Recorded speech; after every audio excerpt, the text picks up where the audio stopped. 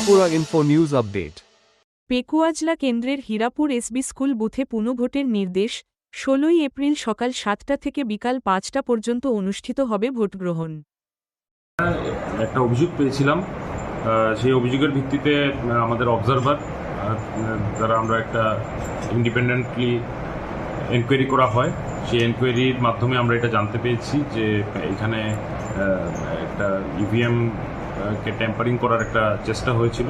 তো সেই বিষয়টা আমাদের কমিশনার স্যার নোট করেছেন এবং এটার আমরা যেহেতু একটা স্বচ্ছ নির্বাচন করার জন্য আমরা চেষ্টা আমাদের সবসময় থাকে, তার জন্য সেই স্বচ্ছতা বজায় রাখার জন্য সেই পার্টিকুলার যেই ভোট কেন্দ্র আছে 17/39 সেখানে আমরা রিপোলের যে চিন্তাধারা করা হয়েছে এবং সেই অনুযায়ী কমিশনার স্যার নোটিফিকেশনও ইস্যু করেছেন।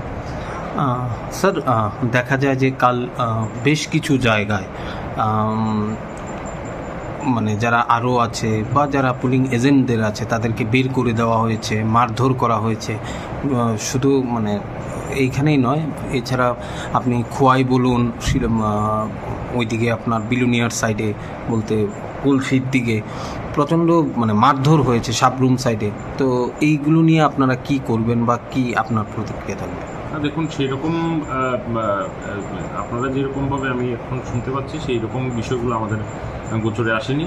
যেগুলো আমরা জানতে পেরেছি যে কোনো অবস্থায় কোনো যদি এরকম ইস্যু থাকে, অলরেডি আমরা before the date of poll আমরা অলরেডি রিটার্নিং অফিসারদের আমরা বলেছিলাম যে কোনো যদি পোলিং এজেন্ট কিংবা কেউ যদি যারা on the day of poll যারা ভোট কেন্দ্রে আসার কথা তাদেরকে যদি কোনোভাবে কেউ বাধা দেয় বা এরকম যদি কোনো রেজিস্ট্যান্স ওনারা ফেস করে, তাহলে কনসার্ন সেক্টর অফিসার এবং পুলিশ সেক্টর অফিসার যারা আছেন ওনারা ওনাদেরকে সহযোগিতা করবেন ভোট কেন্দ্র পর্যন্ত পৌঁছানোর জন্য। এবং সেই হিসাবে আমরা কিন্তু অফিসিয়ালি কমিউনিকেশনও করেছি প্রত্যেক রিটার্নিং অফিসারের কাছে এবং অনেকটাই সেটা কার্যকরী হয়েছে। আমরা যে বিভিন্ন এনকোয়ারি রিপোর্টে দেখতে পেয়েছি যে পুলিশ সেক্টর অফিসার বা আমাদের সিভিল সেক্টর অফিসাররা ওনারা ভোটারদেরকে বিভিন্ন ক্ষেত্রে কিংবা আমাদের পোলিং এজেন্টদেরকে নির্দিষ্ট পোলিং স্টেশনে পৌঁছে দিয়েছে। স্পোরাডিক যে ঘটনা ঘটেছে সেগুলা পুরো রাজ্যের নিরিখে যে ঘটনাগুলো ঘটেছে সেগুলো অত্যন্তই কম এবং যাই ঘটেছে তার জন্য তদন্ত হচ্ছে এবং যেটাই তদন্ত সাপেক্ষে যেটা রিপোর্ট আসবে সেই হিসাবে ব্যবস্থা নেওয়া হবে। কালকে মানে এই ধরনের অপ্রীতিকর ঘটনা মানে যেগুলো আপনার নজরে বা আপনার নজরে এসছে বা এনকোয়ারিতে এসছে, এরকম কটা ঘটনা? এরকম তো law and order related issue হলো কমপ্লিটলি আলাদা, সেটা ভোট কেন্দ্রের ভিতরের কোনো ঘটনা নয়।